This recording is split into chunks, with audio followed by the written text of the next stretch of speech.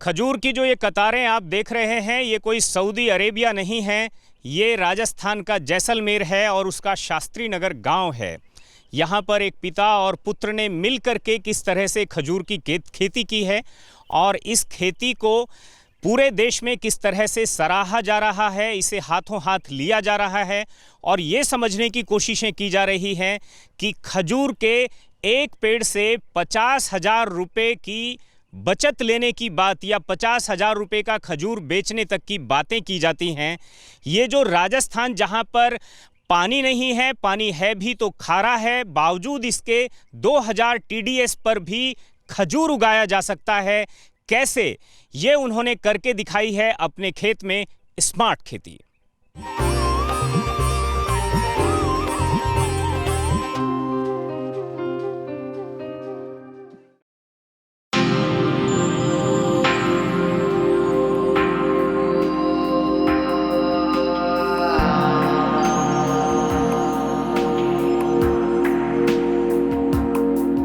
राजस्थान की तपती रेत, 125 फुट नीचे 2000 TDS का खारा पानी। कुछ साल पहले तक किसी को इस बात का अंदाजा नहीं था कि इस खारे पानी को पीकर खजूर का कमाल देखने लायक होगा।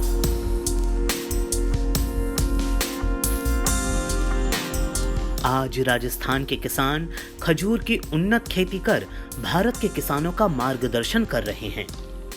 ऐसे ही कुछ मार्गदर्शकों में से एक हैं राम सिंह विश्नोई। वो खुद अपने पुत्र और पोते के साथ खजूर के पेड़ों की देखरेख करते हुए दिख जाएंगे। 16 एकड़ में फैले खजूर के इस बाग को देखकर किसी अरबी ऑर्चिड का अनुमान हो उठता है। राम सिंह के पुत्र खजूर के एक पेड़ की इकोनॉमी पर बात करते हुए कहते हैं कि सही वैरायटी का चयन और उसे अपने हाथ से बेचा जाए तो एक पेड़ निश्चित तौर पर 50,000 रुपए देने की क्षमता रखता है। भारत में खजूर की खेती की संभावनाओं को समझने की कोशिश करते हैं हम। एक युवा से मनोज हमारे साथ हैं, हम उनसे समझने की कोशिश करेंगे कि खजूर की खेती में कितनी संभावनाएं हैं युवा भारत के लिए, किसानों के लिए और इस तरह के किसानों के लिए जहां पर पानी की बहुत कमी है, जहां पर पानी का TDS अच्छा नहीं है। जी बताएंगे आप। सबसे पहले हम बात करें मार्केट की। अगर संभावना की बात देखें तो सबसे पहले फार्मर जो बेचता है उसको मार्केट चाहिए होता है। इंडिया में 5 लाख टन से भी ज़्यादा ईयरली डेट्स इंपोर्ट होता है, जिसमें dry dates and wet dates आता है। तो जब इतना प्रोडक्शन आ रहा है और इंडिया में इसका प्रोडक्शन नहीं हो रहा है तो मार्केट की हम ये नहीं कह सकते कि मार्केट की कमी है। दूसरा, हम कह सकते हैं कि अगर हम इसकी वैल्यू निकालें तो ईयरली इसका 2000 करोड़ से भी ज़्यादा का मार्केट है जो इंडिया में एस्टेब्लिश है। अब इसको समझने की है फार्मर्स को और इसकी खेती करने की है, कैसे इस मार्केट को ग्रैब किया जाए, कैसे अपॉर्चुनिटी की जाए। जैसे दुबई वगैरह हम बात करें तो वहाँ पे अलग अलग मंडियाँ सेंटर्स बनी हुई है। जैसे हमारे यहाँ ग्रेन मंडियाँ होती है, वैसे दुबई में भी इसकी खेती जब प्रोडक्शन होता है तो मंडियों में जाता है, वहाँ से ये मार्केट प्रोसेसिंग प्लांट में जाता है, प्रोसेस होता है और फिर वो इंडिया में इंपोर्ट होता है डिफरेंट कंट्रीज से। बिल्कुल, भारत में आपने यहाँ किया है। इसको करते समय आपका ये जो ऑर्चिड है डेट का, इसमें कौन कौन सी वैरायटी हैं और इसे कितने साल का ये हो गया है और ख़ास तौर पर पर्टिकुलर जो एक हाईली एक तरह से आउटपुट वाली वैरायटी है, उसके बारे में क्या आप बता सकते हैं कि पर पेड़ की कोई इकोनॉमी स्पेशली? बेसिकली अगर हम बात करें तो at present right now Rajasthan में भी 8 से भी ज़्यादा वैरायटी है जिन पे यहाँ वर्क किया जा रहा है और जिसका प्रोडक्शन यहाँ के फार्मर्स ले भी है। लेकिन इसमें सबसे ज़्यादा जो वर्ल्ड का जिसको कहते हैं किंग ऑफ डेट्स कहते हैं मेडजुल, वो भी यहाँ पे हो सकता है। जनरली इससे पहले तक रिसर्च जब नहीं हुई थी तो जॉर्डन वैली या चाइना ट्रंच वगैरह इजराइल में इसका हो रहा था, बट जब यहाँ पे गवर्नमेंट ने प्रयास किए, गवर्नमेंट के प्रयास करने के बाद यहाँ पे सेंटर ऑफ एक्सीलेंस एस्टेब्लिश किया गया, उसके बाद में यहाँ पे टिश्यू कल्चर की वैरायटी लाई गई जिसके अंदर हम कह सकते हैं मेडजुल भी इंक्लूड थी। तो उसके बाद से यहाँ पे इनका कल्टीवेशन स्टार्ट हुआ और ये करके देखा कि यहाँ के इन्वायरमेंट में भी उतनी ही सूटेबल है जितनी इजराइल या जॉर्डन वैली या हम चाइना ट्रंच की बात कर रहे हैं। बेसिकली ये सबसे मोस्ट एक्सपेंसिव डेट है आफ्टर द अजवा। बट जो मैडजूल है वो इसकी अपनी एक इसका किंग साइज जो होता है जिसको कहते हैं जंबो साइज है, लार्ज साइज है, उसकी वजह से भी एक अट्रैक्टिव है। और ये इंडिया में अगर बात करा जाए तो 15 से 2,000 रुपये किलो से स्टार्ट होता है ये। और ये अगर आप दुबई में मिलेंगे तो इतना से मिलेगा। तो एक तरह से फ्रूट की वैल्यू जो है, इकोनॉमी वैल्यू ज़्यादा होने, प्रोडक्शन पर प्लांट पे अराउंड इसमें 50 kg पर प्लांट हो जाता है। 1 किलो अगर 1500 रुपये में अगर वैल्यू उसकी है तो एक प्लांट पर कितने किलो जो उत्पादन है वो आ जाता है? वैसे तो 50 kg भी हो सकता है, लेकिन हम एवरेज निकालें तो 30-40 kg पर प्लांट पे इजीली ये प्रोडक्शन दे रहा है राइट नाउ। तो इस हिसाब से तो 50,000 से ऊपर भी चला जाता है। यस, हम कह सकते हैं कि एक प्लांट जो है 50,000 की वैल्यू दे सकता है। बस हमें उसकी मार्केटिंग करना, उसका राइट प्लेस पाथ पे करना, अगर प्रॉपर हम ब्रांडिंग करते हैं तो डेफिनेटली हमें एक प्लांट जो है 50,000 की रुपए इनकम दे सकता है। बिल्कुल, हम समझने की कोशिश करेंगे कि खजूर की खेती भारत में हो सकती है, कहाँ कहाँ हो सकती है, क्या उसके लिए एनवायरमेंटल कंडीशंस हैं और साथ में कैसे होती है उसकी भी कुछ 2-3 बातें हैं जो बहुत ख़ास हैं, उन्हें भी समझेंगे।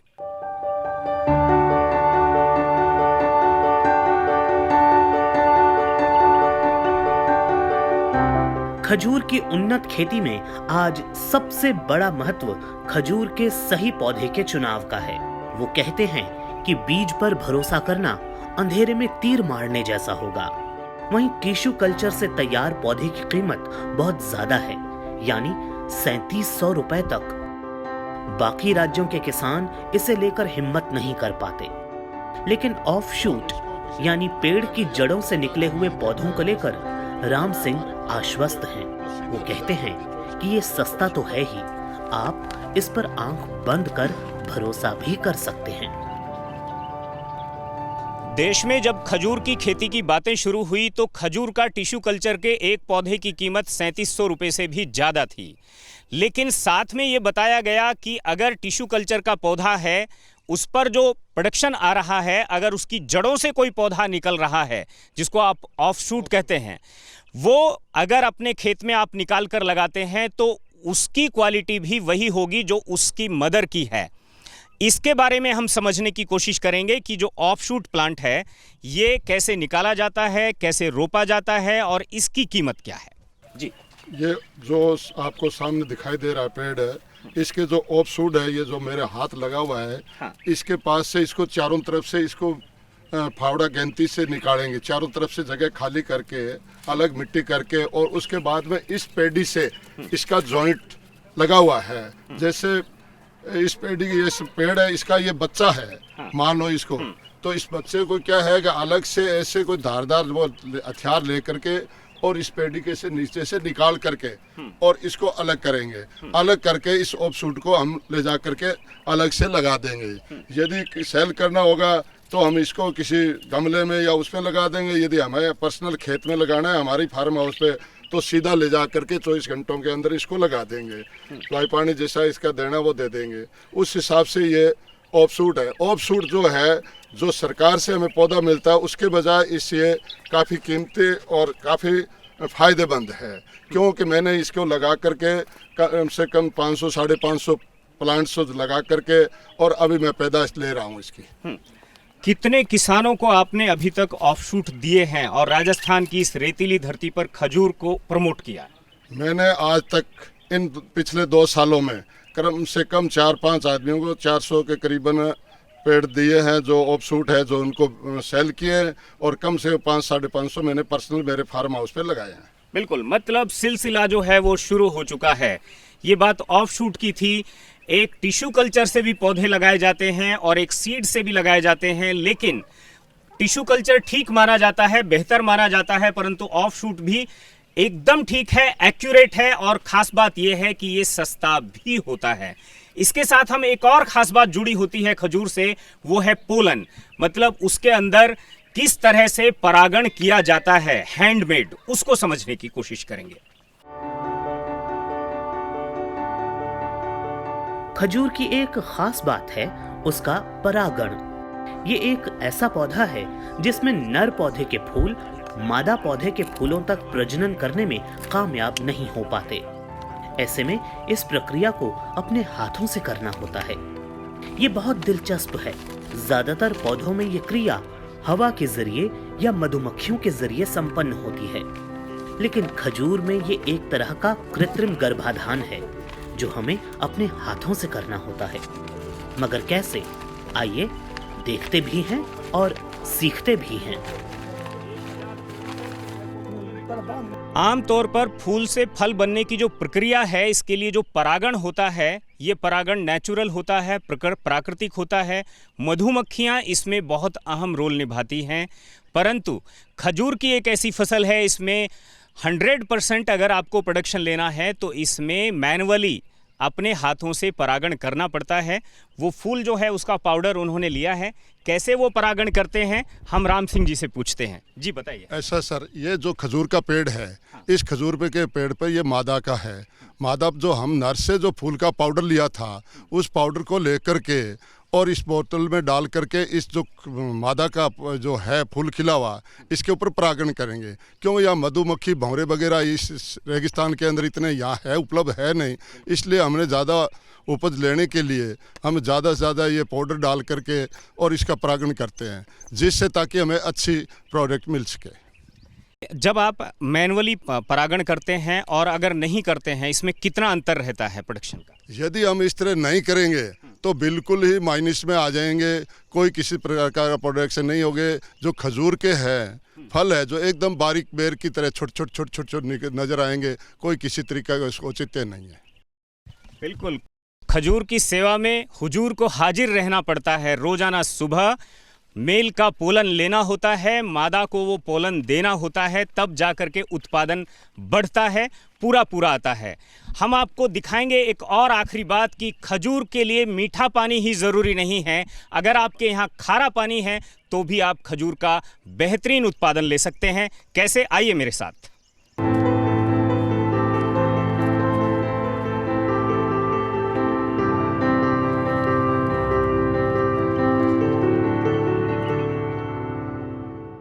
देश में बहुत सारी जगहें ऐसी हैं जहां पर मीठा पानी यानी जिसका TDS जो है वो 70 से 120 के बीच में हो, वो TDS का पानी उपलब्ध नहीं है। यहाँ जहां हम खड़े हैं 2000 से ज़्यादा का TDS है। बावजूद इसके यहाँ कैसे ये पौधे सर्वाइव कर रहे हैं, किस तरह की उनकी हेल्थ है, ये हम जानने की कोशिश करेंगे। जी, आप हमें बताइए कि आप कितने TDS का पानी देते हैं? ये खारा है या मीठा पानी है? ये आपको जो खजूर का पेड़ दिखाई दे रहा है, इसको हम जो वाटर देते हैं, पानी देते हैं, ये कम से कम 1500 TDS का अंडरग्राउंड का वाटर है, जिससे लोग कहते हैं खारा पानी से नहीं होता। ये खारा पानी से ही हमें उपज ले रहे हैं। उसे ऊपर उगने के लिए हम ये भेड़ बकरियों की जो खाद है, ये भी इनको उपलब्ध कराते हैं। कोई केमिकल वगैरह इस तरह की कोई खाद वगैरह नहीं डालते हैं और अच्छी उपज हो रही है और हर तरीके से खारे पानी से हो सकते हैं। मीठे पानी की कोई आवश्यकता नहीं है।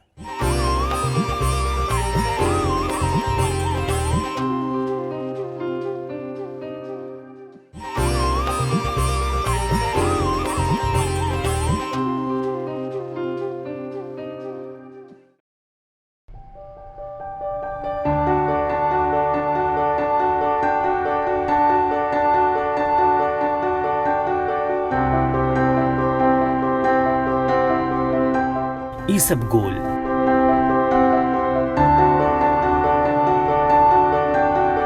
एक ग्राम की कीमत करीब 1 रुपया।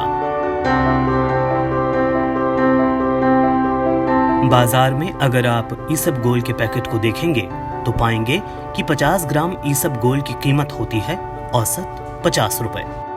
कहते हैं कि ईसबगोल दुनिया के बेहतरीन फाइबर में से एक है, पूरी तरह से नेचुरल है। खेत में पैदा होता है और फिर बिना किसी लाग लपेट के प्रोसेस होता हुआ आपके पास पहुंच जाता है।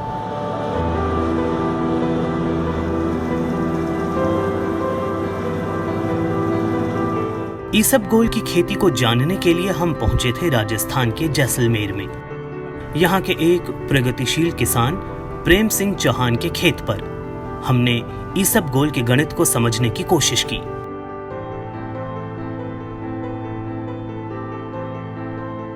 कहते हैं सभी रोगों का मूल है पेट। पेट अगर सही रहता है तो शरीर भी सही रहता है। राजस्थान में जैसलमेर के किसान आपके पेट को सही रखने के लिए एक औषधि का उत्पादन करते हैं। इसे कहा जाता है ईसबगोल। इसे गर्म पानी के साथ भी लिया जाता है और इसे कई स्थितियों में दही या दूध के साथ भी लिया जाता है। यहाँ से ये उत्पादन होने के बाद में गुजरात की मंडी ऊंझा जाता है, वहाँ से इसकी प्रोसेसिंग होती है और ये मेडिकल स्टोर पर ईसबगोल के नाम से ही उपलब्ध होता है। और उसके बाद अगर आप देखेंगे तो ये आपके घर तक आता है, आप इसका उपयोग करते हैं। यहाँ के किसान इसका उत्पादन कब से कर रहे हैं और ये किस तरह से इसका ये सारा का सारा कारोबार कर रहे हैं, उसे हम समझने की कोशिश करेंगे यहाँ के किसान प्रेम सिंह से। कौन से महीने से इसकी बुआई शुरू करते हैं, कितने दिन की खेती है, कितने पानी इसमें लगते हैं, ये सारी जानकारी। सर ये खेती तो लगभग नहर जब से इंदिरा गांधी आई है जब से किसान कर रहे हैं और बड़ी काफ़ी मतलब प्रचुर मात्रा में हो रही है। और ये अक्टूबर नवंबर के महीने में बिजाई हो जाती है और इसमें पानी भी लगभग एक पानी हो तो भी पक जाएगी फसल, लेकिन 2-3 पानी लगते तो अच्छी फसल हो जाती है। और इसकी कटाई बस ये होली पे मार्च के महीने कट के तैयार हो जाती है। पर इसकी हम थ्रेसिंग वगैरह करके पैकिंग करके यहाँ से ऊंझा बेचते हैं, इधर यहाँ लोकल मंडी में भी बेचते हैं। इसकी जो बुआई है उसके लिए क्या इसमें आपको कोई पेस्टिसाइड या किसी तरह के रासायनिक खाद को देने की ज़रूरत पड़ती है? ये प्योरली ऑर्गेनिक है खेती। इसमें कोई रासायनिक जैसे मान लो इसमें कोई तेला या चेपा जब हरी अवस्था में होता है उस टाइम लगता है तो मामूली, बाकी इसमें प्योर ऑर्गेनिक ही होता है, कोई पेस्टिसाइड वगैरह देने की ज़रूरत नहीं है। और इसको कल्टीवेशन करके सीधा छींटा मार के पानी लगाते हैं और उग जाता है। कोई इसमें ज़्यादा कॉस्टली भी नहीं है इसकी खेती करना भी। करीब करीब जीरो बजट है, आप ये कहना चाहते हैं? हाँ, मतलब ये मतलब 1 बीघे को बिजाई में मतलब जो दूसरी फसलों के मुकाबले मतलब आधे से भी कम खर्चा लगता है इसमें।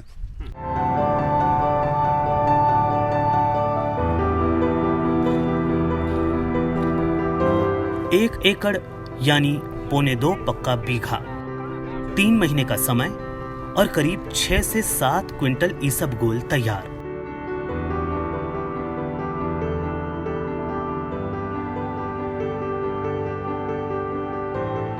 अब ईसबगोल का गणित ये कहता है कि प्रोसेस होने के बाद इसमें से करीब 2 क्विंटल फाइबर निकलता है।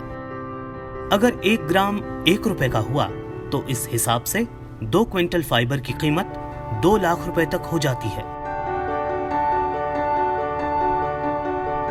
ये कीमत तो इसके 1/3 हिस्से की है। बचा हुआ हिस्सा यानी बीज, इस बीज से पशुओं के लिए पशु आहार तैयार किया जाता है। मतलब आम के आम, गुठलियों के दाम। बात रही किसानों की, तो वो 1 एकड़ में पैदा हुए ईसबगोल को करीब 1 लाख रुपए में बेच देते हैं। इसके अलावा यहाँ के किसान पूरे जज्बे के साथ सरसों और चने की उन्नत खेती कर रहे हैं।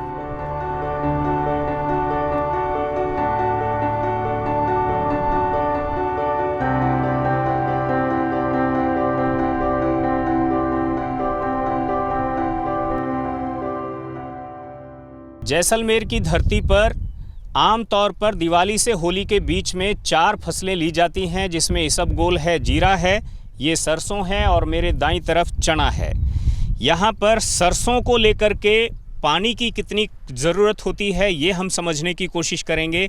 चने में कितनी ज़रूरत होती है और कितना यील्ड उससे उत्पादन होता है ये भी हम समझने की कोशिश करेंगे। सरसों है, अगर उसकी हम बात करें, 1 एकड़ में कितना पानी कितनी बार उसको लगता है और कितना उत्पादन 1 एकड़ में आमतौर पर सरसों का हो रहा है? इसमें भाई पानी तो लगभग इसमें बिजाई के बाद में 2 पानी 3 पानी लगाने पड़ते हैं। और इसके उत्पादन की दृष्टि से देखें तो मतलब 1 एकड़ में लगभग 10 क्विंटल तक सरसों आराम से हो जाती है।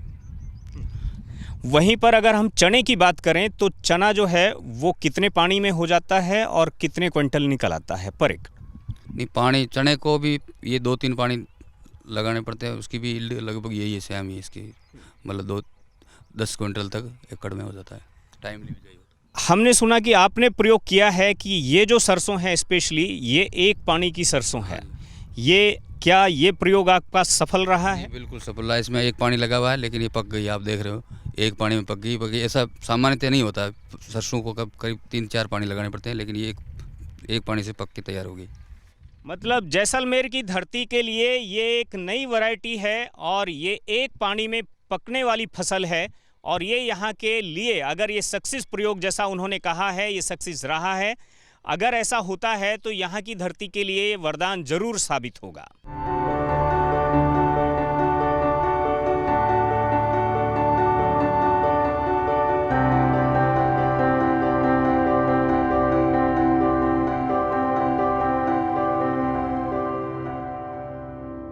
आप कह सकते हैं कि जैसलमेर की इस रेतीली धरती में पानी कहाँ से आता है।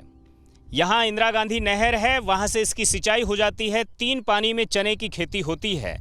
लेकिन जब ये नहर नहीं थी, जब ये पानी नहीं था, तब खेती कैसे होती थी हम आपको दिखाएंगे एक छोटे से ब्रेक के बाद।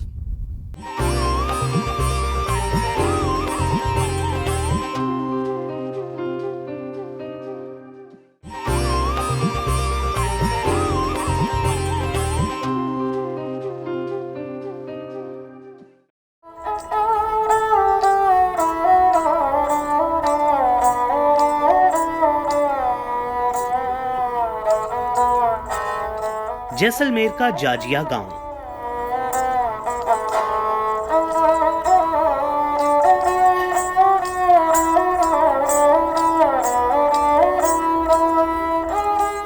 यहाँ पानी को बचाने और उसके उपयोग की एक ऐतिहासिक कहानी आज भी ये तालाब कहता है। इसके बाद यहाँ सामने के इस पूरे पहाड़ पर होने वाली बारिश को कैसे 70 गांवों में भरा जाता है।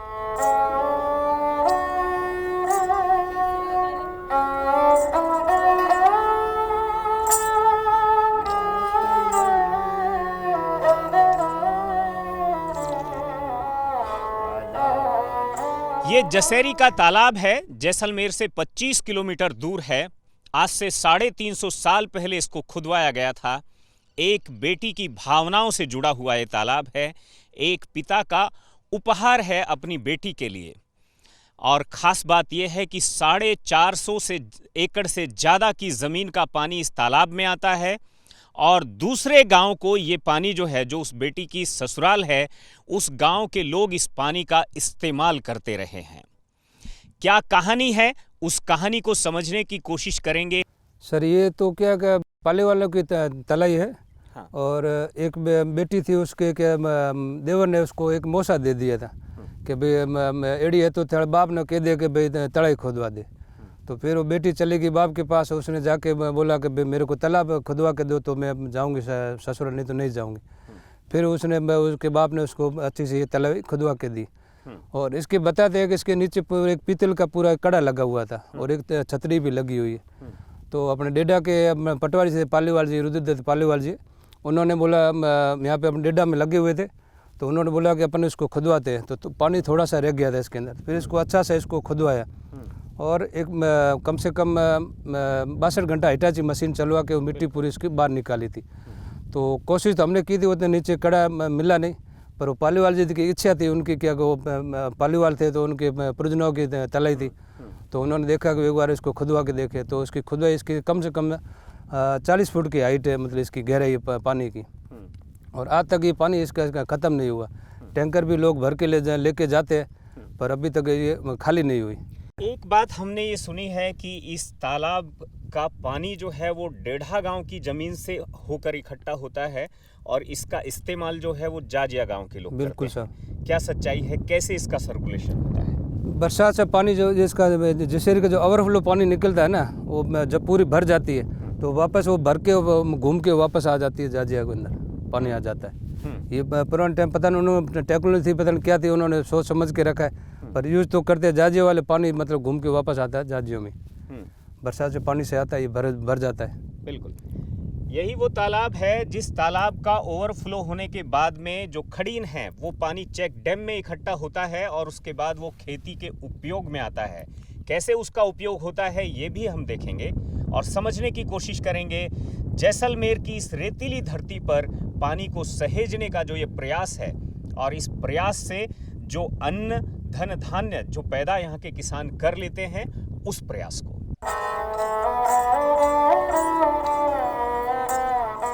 फिलहाल आपको भले ही कुछ न दिख रहा हो, लेकिन बरसात के 4 महीनों में यहाँ के 70 गांव के खेतों में 4-4 फुट से ज्यादा पानी भरा हुआ था।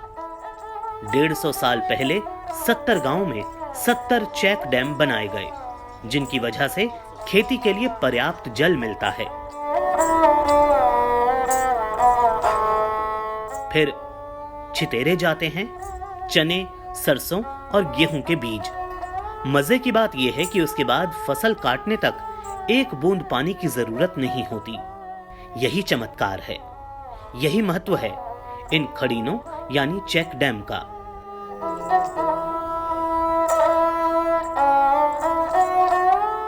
हालांकि किसानों समेत किसान विज्ञान केंद्र के वैज्ञानिकों को डर है कि जिस तरह से पहाड़ पर खनन शुरू हो चुका है, उससे इन खड़ीनों तक पानी पहुंचना मुश्किल काम हो सकता है। अगर इस तरह की स्मार्टनेस के साथ इस तरह की स्मार्ट खेती आप भी करते हैं तो हमें जरूर बताइए। हम आएंगे आपके खेत तक और दुनिया को दिखाएंगे आपकी स्मार्ट खेती।